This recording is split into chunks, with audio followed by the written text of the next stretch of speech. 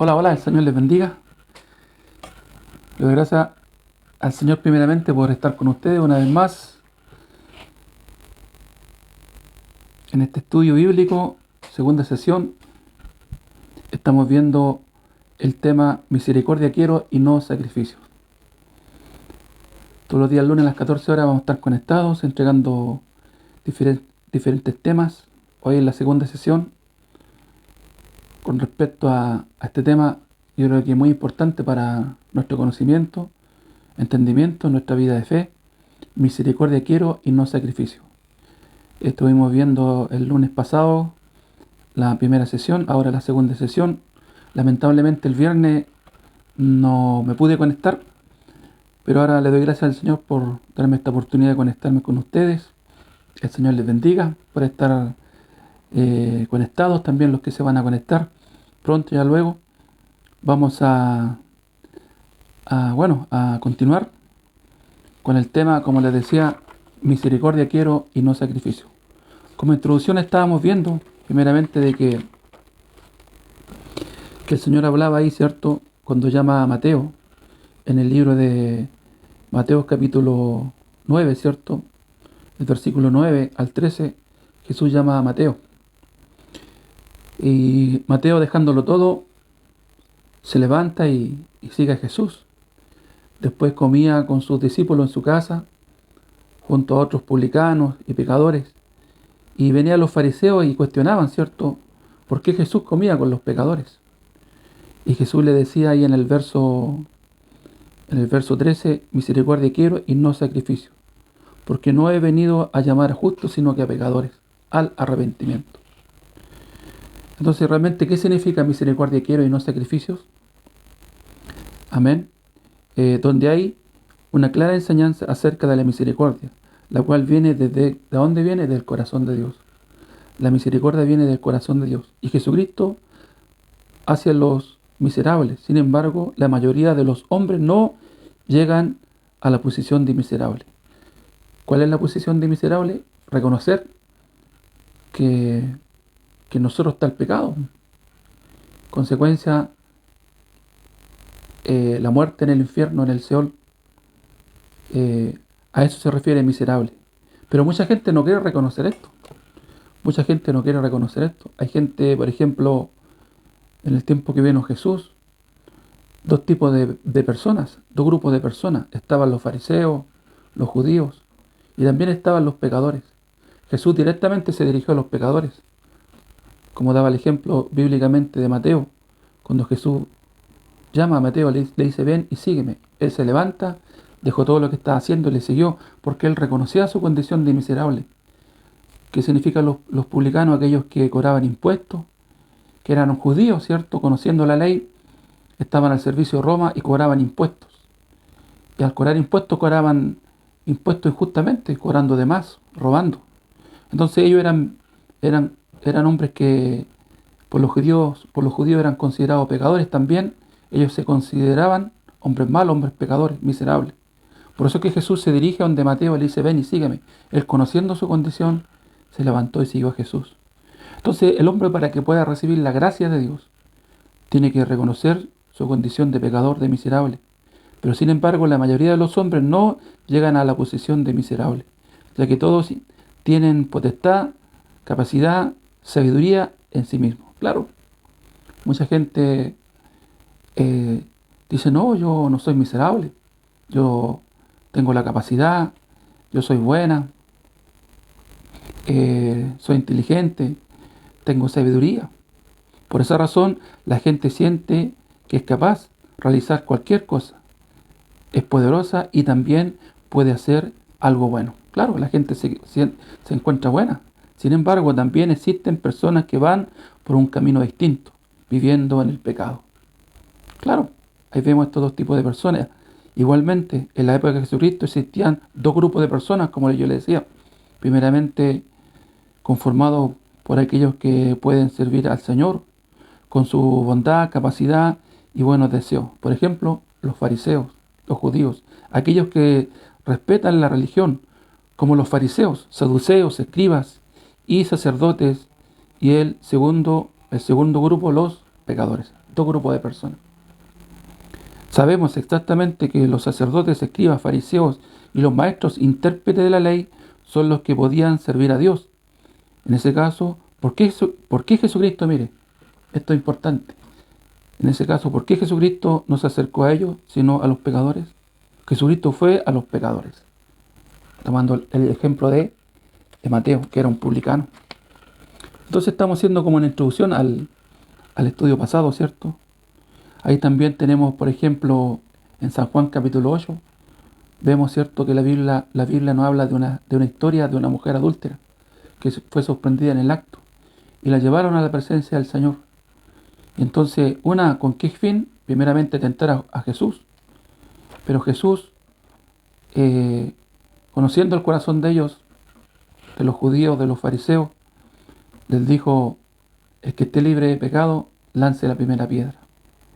Y dice la historia, dice la palabra, de que no quedó nadie en ese lugar, que nadie pudo condenar a esta mujer porque su conciencia le acusaba. Entonces, ahí podemos ver, ¿cierto?, el corazón, hermano, de que en el corazón del hombre está el mal, está el pecado. ¿Y quién la acusaba? La conciencia.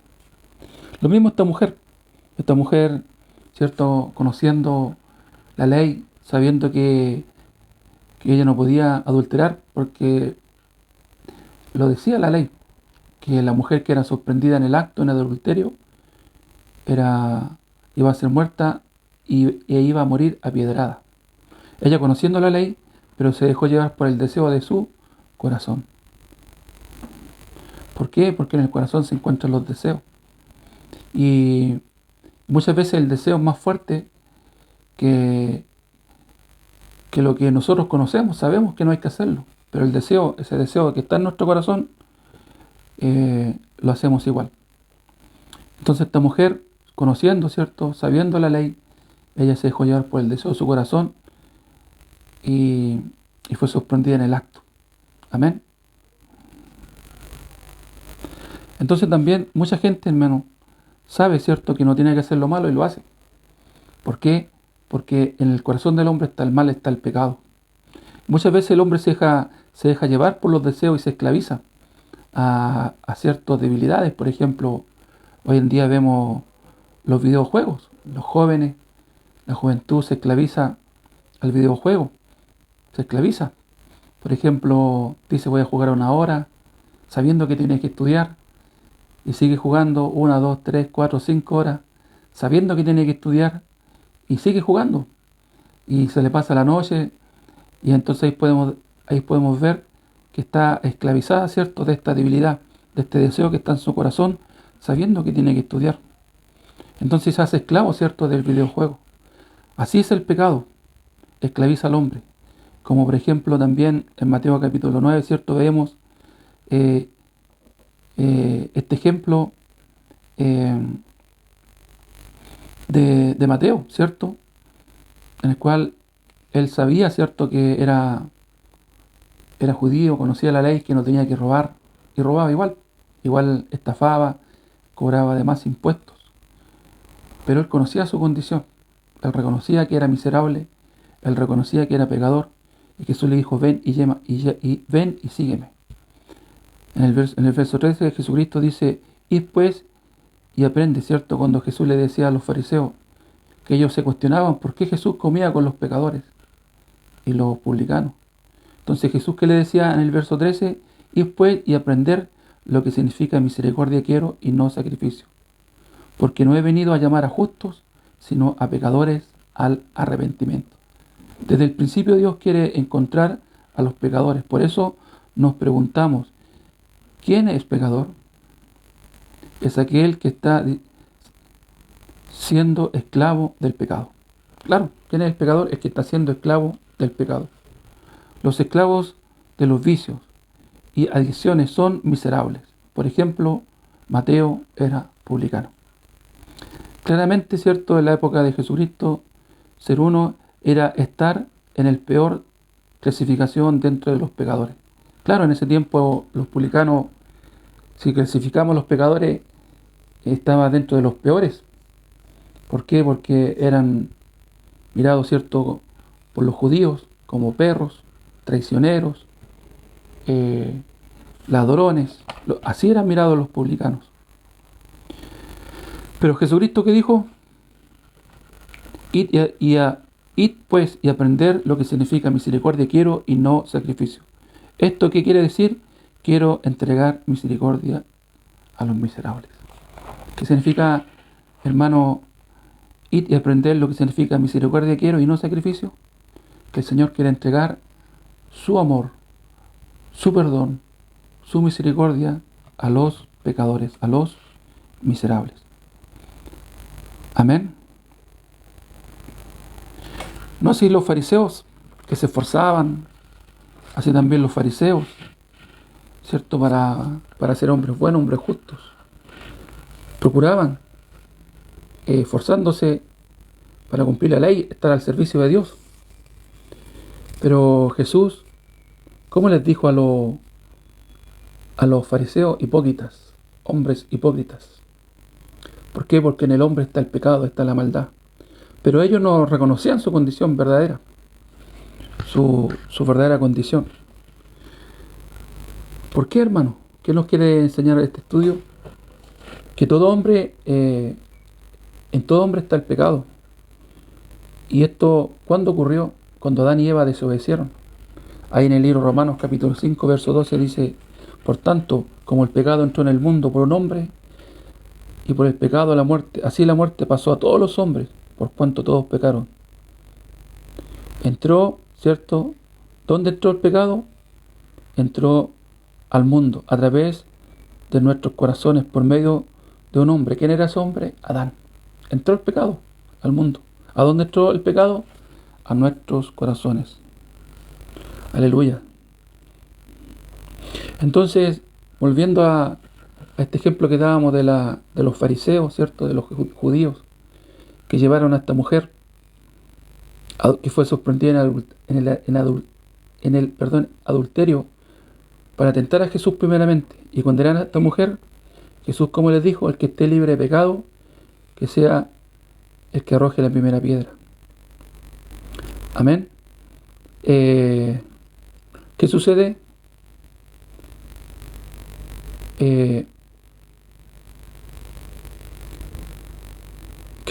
estos hombres querían condenar a esta mujer. Imaginen cuántos hombres desde los abuelos, de los niños, estaban tomando piedra para apedrear a esta mujer. Ella ni siquiera pudo vestirse. Mire, imagínense, fue sorprendida en el acto, pero todos querían, del menor hasta el mayor, querían apedrear a esta mujer. Ella ni siquiera alcanzó a vestirse.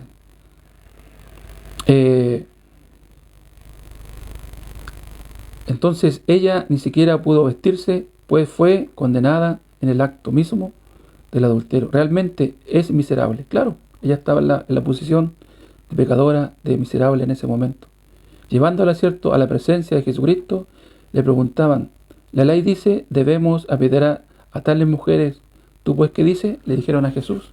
Jesús nuevamente les dijo: aquellos querían condenar a la mujer acusándola. No se encuentran en la posición de miserable. Los que querían condenar, los que querían acusar a esta mujer, no se encontraban en la posición de miserables. Los que juzgaban son los que piensan que no han transgredido la ley como ella. Y la verdad es que puede que ellos no hayan cometido la misma falta, pero sí han cometido otros pecados, ¿cierto? Claro, porque Jesús no les dijo: el que haya cometido adulterio no puede condenar, pero sí el resto. Pero Jesús no les dijo así. Jesús, ¿qué les dijo? El que esté libre de pecado, que lance la primera piedra. Y nadie pudo lanzar la piedra, nadie pudo condenar a esta mujer. Lo importante dentro de la palabra de Jesucristo es que pregunta: alguien que no tenga pecado.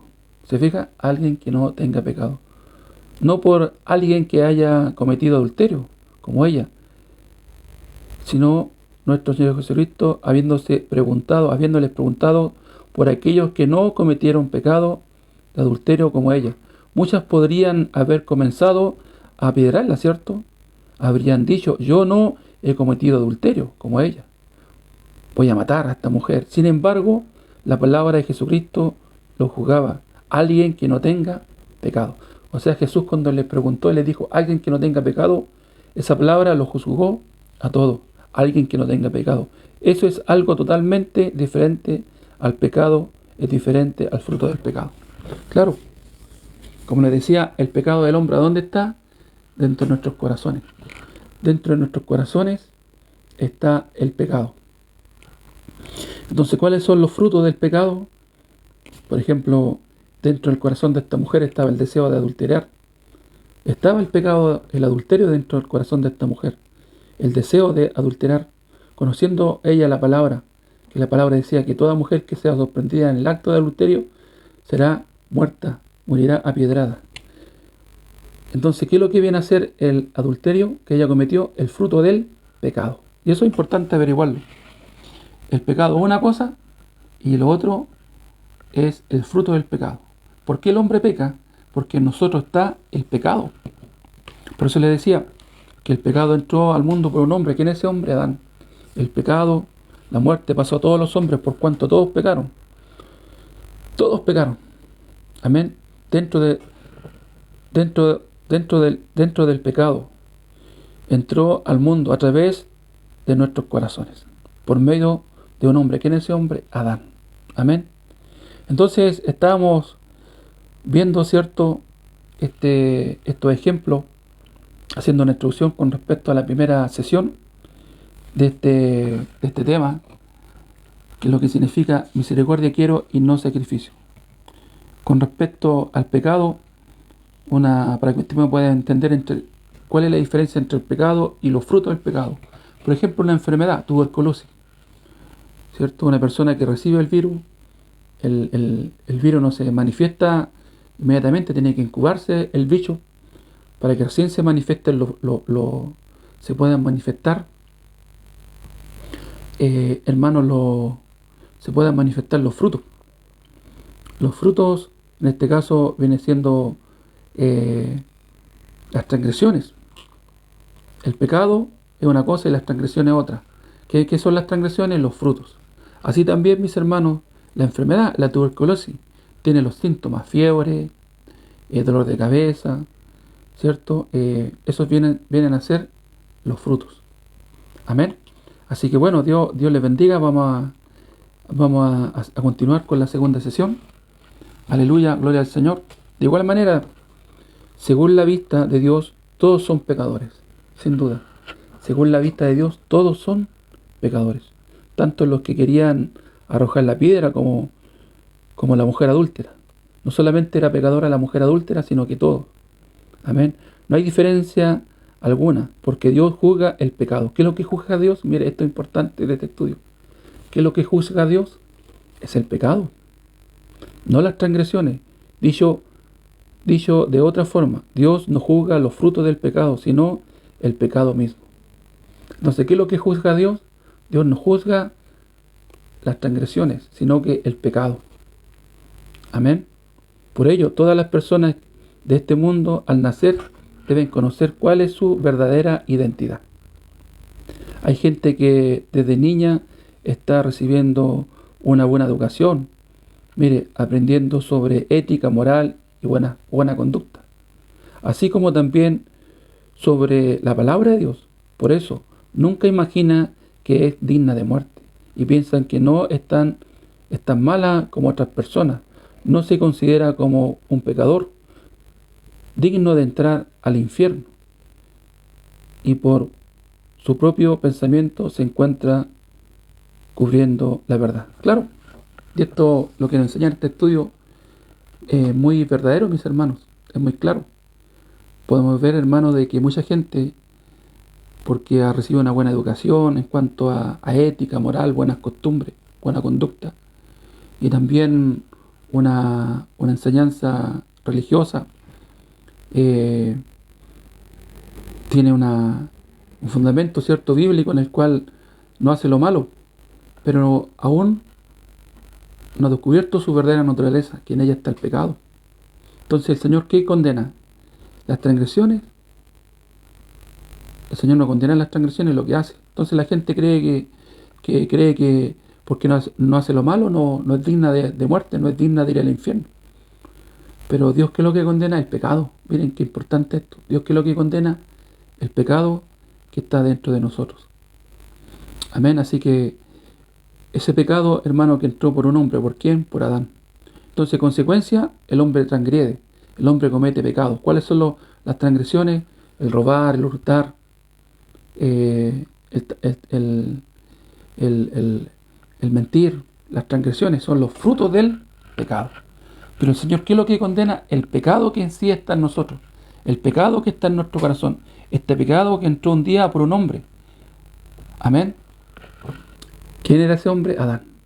Entonces el hombre para recibir la gracia del Señor primeramente tiene que reconocer su condición, que en él está el pecado. Por eso que Juan el Bautista sabemos que preparó el camino de nuestro Señor y él decía: arrepentidos y convertidos, arrepentidos porque el reino de los cielos se ha acercado. Entonces, ¿cuál es el verdadero arrepentimiento? ¿De qué tiene que arrepentirse el hombre? Las personas creen que arrepentirse es llorar. La gente piensa, hermano, de que arrepentirse eh, de algo que hicieron, llorando, pidiéndole perdón a Dios. Pero ese no es el verdadero arrepentimiento. Amén. Mire, ¿qué nos dice el estudio? Por ello, todas las personas de este mundo, al nacer, deben conocer cuál es su verdadera identidad. Hay gente que desde niña está recibiendo una buena educación, como les decía, aprendiendo sobre ética, moral y buena conducta, así como también sobre la palabra de Dios. Por eso, nunca imagina que es digna de muerte y piensan que no es no es tan mala. Claro, pero el Señor, ¿qué es lo que quiere? Un verdadero arrepentimiento. Jesucristo decía: porque no he venido a llamar a justos, sino que a pecadores al arrepentimiento. ¿Cómo decía el Señor? Porque no he venido a llamar a justos, sino que a pecadores al arrepentimiento. ¿Qué es el arrepentimiento bíblico? Un día Juan el Bautista gritó en el desierto: arrepentidos, como le decía, porque está cerca el reino de los cielos.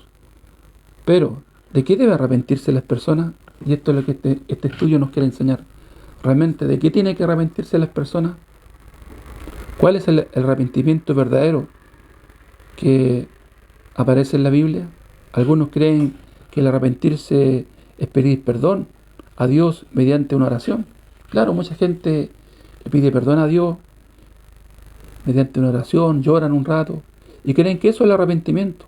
No, la palabra de Dios dice que el arrepentimiento es un cambio de rumbo. ¿Qué es lo que es el arrepentimiento? Un cambio de rumbo.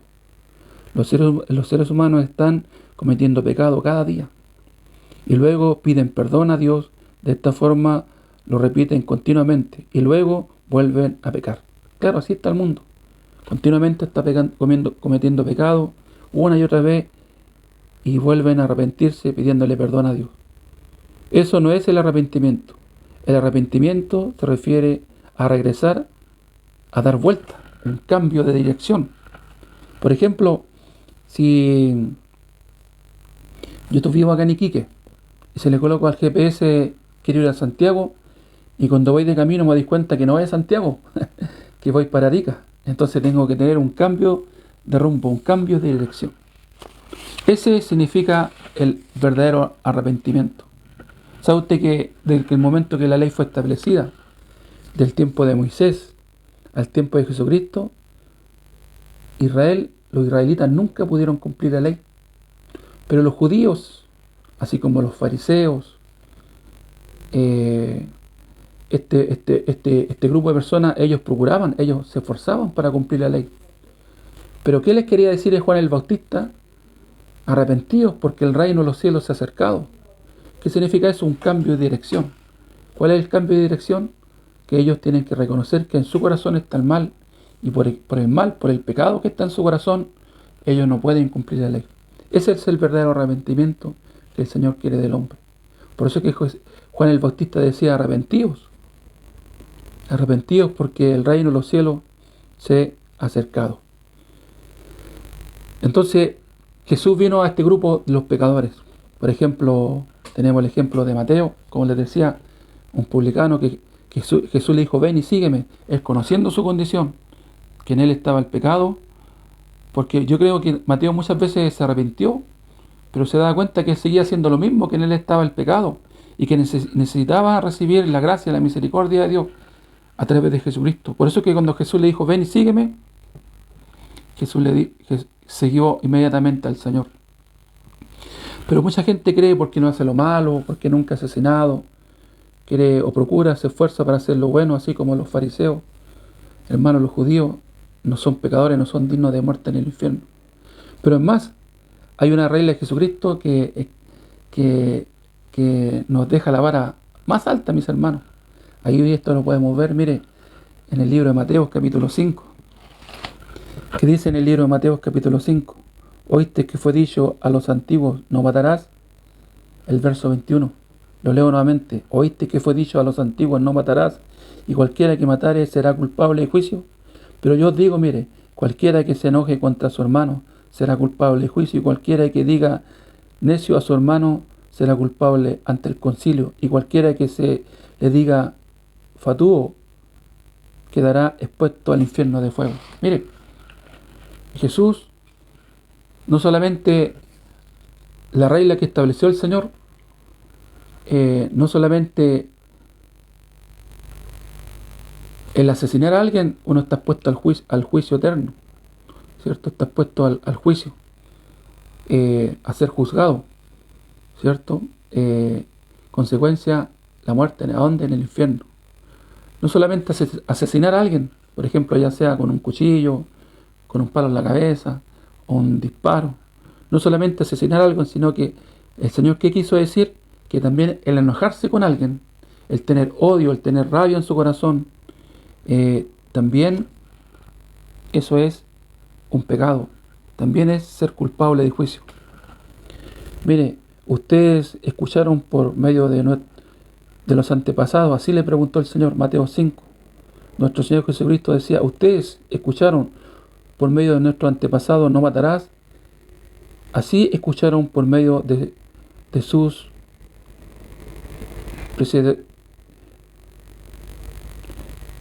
por sus antepasados. Y las personas respondieron: sí, Señor. Claro, así respondieron ellos: sí, Señor. Luego Jesús preguntó: ¿cómo interpretan ustedes esa palabra? Entonces las personas respondieron: no tenemos que matar.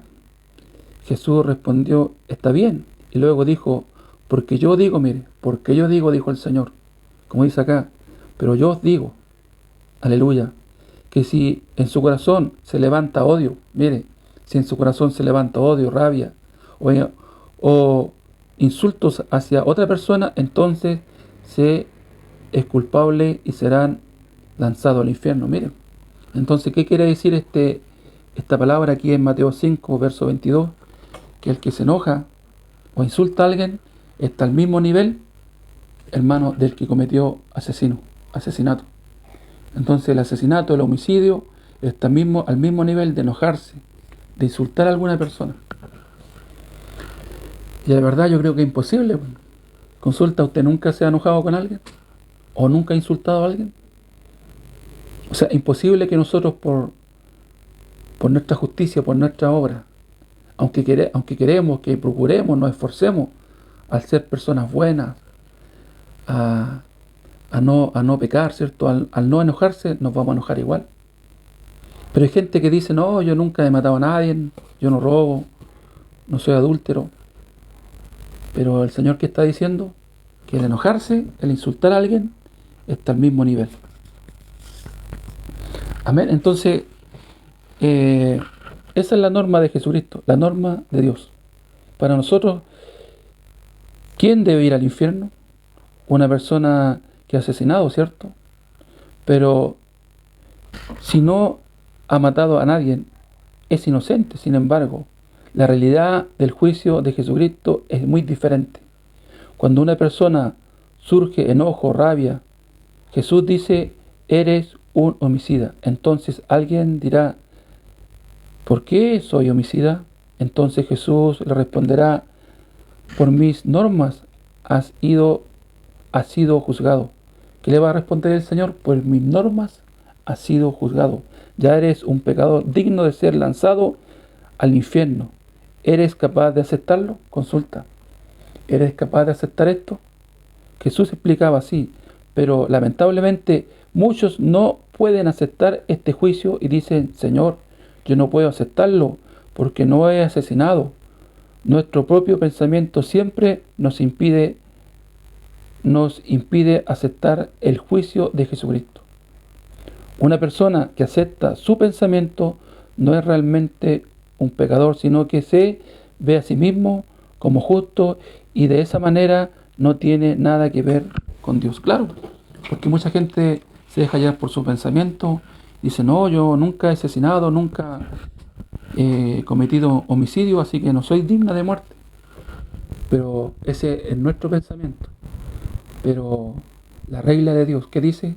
Que en el momento que te enojaste con alguien, que insultaste a alguien, tú ya eres culpable, ¿cierto? Eres homicida y eres digna de muerte. El Señor dice que quiere dar misericordia. Amén. Entonces, para que nosotros podamos recibir la misericordia, ¿qué tiene que reconocer el hombre? Que no puede cumplir la ley, que con su justicia, con su capacidad, no puede, ¿cierto?, justificarse a sí mismo delante del Señor. Entonces, ¿qué es lo que quiere el Señor?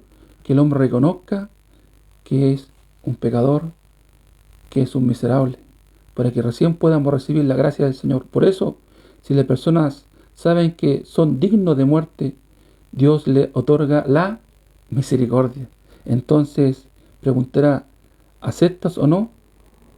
Y la gente responderá, no, Señor. Nuevamente dice, ustedes escucharon por medio de los antepasados, no adulterarás. Entonces las personas dirán, sí, Señor, no hemos adulterado. Pero Dios dirá en su corazón, nunca hubo lascivia, deseo de fornicar o cometer adulterio. Entonces ellos responderán, tal vez tenemos ese deseo, por lo que Dios les dice, ustedes son adúlteros. Claro, del momento que la persona, mire, qué interesante este estudio, lo que significa misericordia quiero y no sacrificio. Porque primeramente tenemos que reconocer que así como está el enojo, el enojarse con alguien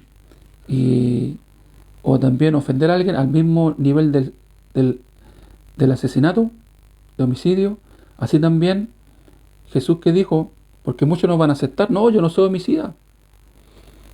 Pero el Señor les dijo, ¿y ustedes han deseado a la mujer de su prójimo en su corazón? Sí, la hemos deseado. Entonces también son adúlteros. Entonces una vez más les quiero decir, hermano, que a través de este estudio podemos entender que no podemos ser salvos con nuestra capacidad. Porque nos enojamos, vienen esos malos pensamientos, vienen deseos malos en nuestro corazón. Y del momento que ya usted deseó o codeció, ya es culpable de juicio. Aunque muchas personas cada día tienen malos deseos en sus corazones, nunca pueden aceptar el juicio eterno de Dios. Sin embargo, dicen que son pecadores. Pero ¿qué tipo de pecadores son? Porque el pecador real debe aceptar el juicio de Dios diciendo, soy digno de muerte e irme al infierno. Pero como aquellas personas, muchos piensan que no son pecadores, pero no tan pecadores, algunos dicen más o menos nomás, un poquito nomás, sino más o menos pecadores, algunos así como medio pecador. Pero realmente este tipo de pecado no existe. Aquí tenemos el ejemplo, hermanos, otro ejemplo bíblico, el hombre medio muerto. Hay una parábola que Jesús le entregó a un intérprete de la ley que quería probar al Señor, y fue y le dijo, Señor, ¿qué hay que hacer para entrar al reino de los cielos? Y el Señor le dijo, ¿cómo lees? ¿Conoces los mandamientos? ¿Y cómo lees? Sí, dijo él, no robarás, no hurtarás, no matarás, amarás al Señor con todo tu corazón y a tu prójimo como a ti mismo. Sí, le dijo el Señor. bien has dicho, haz esto y vivirás. Y él, queriendo justificarse a sí mismo, le preguntó, ¿y quién es mi prójimo? Y el Señor le entregó una parábola. Dice que había un hombre que iba, cierto, de camino, eh, y fue, eh, esto está en Lucas capítulo 10, iba de Jerusalén a Jericó, y mientras éste caminaba, se encontró con ladrones, que lo asaltaron, le golpearon, le robaron y lo dejaron medio muerto. Mire, ¿qué pasó? Dice que pasa por aquel lugar, pasa un sacerdote, al verlo pasó de largo, siendo que los sacerdotes conocían la ley. ¿Y que dice la ley? Ama a tu prójimo como a ti mismo. ¿Qué hizo este sacerdote? Pasó de largo. Así también pasó, hermano, de largo, y esto es interesante, un levita. Conociendo la ley, los levitas, ¿quién eran los levitas? Los levitas, los hombres que estaban al servicio de Dios, al servicio del templo. Y obviamente hombres que conocen la ley. Y al ver a este hombre medio muerto, medio moribundo ahí agonizando, dice que al verlo pasó de largo. Siendo que, ¿qué dice la ley? Amarás a tu prójimo como a ti mismo. Ahí podemos ver que ni siquiera ellos pudieron cumplir ese mandamiento. Mire, ¿qué nos dice el estudio? Por ejemplo, ¿qué tipo de corazón tendrían? Uno totalmente derrumbado. ¿Qué pasó con este hombre, hermano? Este hombre que estaba medio muerto, estaba acostado y padeciendo mucho dolor, pensando que iba a morir, y que de pronto vio a alguien que caminaba cerca de él, un sacerdote. Pero aunque el sacerdote debía venir hacia el medio muerto, ya que había aprendido que debía amar a su prójimo como a sí mismo, sin mirarlo se fue lejos. ¿Se fija? Así también el levita. Un levita quien también, sin siquiera darle una mirada, se fue lejos.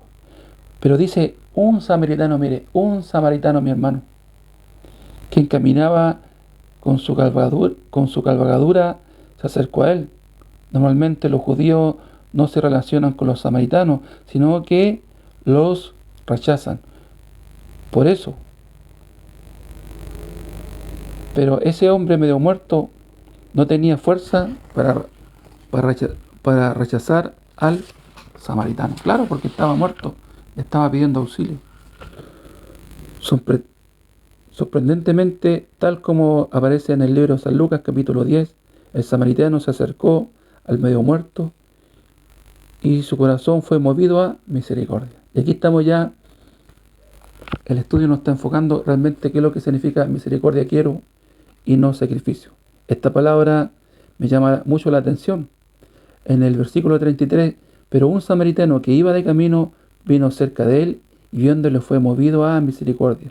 Este samaritano es una sombra de Jesucristo.